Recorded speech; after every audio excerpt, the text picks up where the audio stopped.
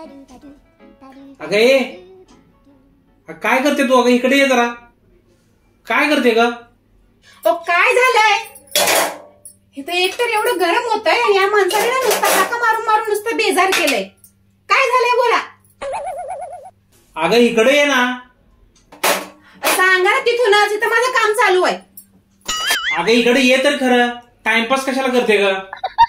अरे बोला ना, काय काम आहे? अगं लवकर ये ना इकडे ग. ये लवकर. काय झालंय तुम्हाला? अगं तो रिमोट दे मला. टीव्ही बघायची आहे मला.